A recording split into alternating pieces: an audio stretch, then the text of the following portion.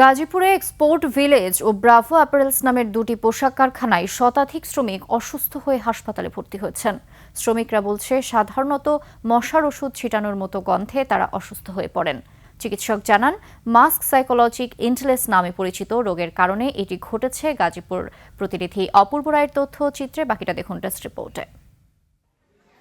72 ঘন্টা moisture lock সমৃদ্ধ lily body wash, শিয়া বাটারের goodness skin repair করে রাখে সফট ও গ্লো। গাজীপুরের টঙ্গী বিসিক শিল্প নগরীতে হঠাৎ খিঁচুনি উঠে দুই প্রতিষ্ঠানের শতাধিক শ্রমিক অসুস্থ হয়ে পড়ে। এ ঘটনায় দুটি কারখানায় ছুটি ঘোষণা করা হয়েছে। অসুস্থদের শহীদ তাজউদ্দিন আহমেদ মেডিকেল কলেজ ও আশেপাশের হাসপাতালে ভর্তি করা হয়। শ্রমিকরা জানান, সকালে মশা তাড়ানোর গ্যাস ছিটানো হয়। এরপর থেকে একের পর এক শ্রমিকরা অজ্ঞান হয়ে পড়ে যান। সবাই তো ডিউটি করতে আসছে, ডিউটি করবে, ওই কিছুক্ষণ পরে যে হঠাৎ করে আবার সবাই ঘুরে পড়তেছে। আমরা বলতেছি যে ধোঁয়া আসতেছে, গ্যাসের ঘ্রাণ করছে, ওরা সবাই কাজ না বাইরে ময়লা পুরাইতেছে, ময়লার ঘ্রাণ। ওরা আমরা কই না গ্যাস ব্যাস্ট হয়েছে, গ্যাসের গন্ধ।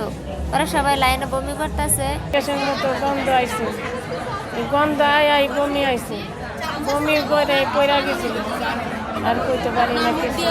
মানে অফিসে ঢুকার সাথে কি জানি একটা গ্যাস ভিতরে ঢুকে গেছে, যায় খালি বমি হইতাছে, খালি বমি হইতাছে। শহীদ আহসান উল্লাহ মাস্টার জেনারেল হাসপাতালের চিকিৎসক জানিয়েছেন, একজনকে দেখা দেখি অন্যরা অসুস্থ হয়ে পড়তে পারে।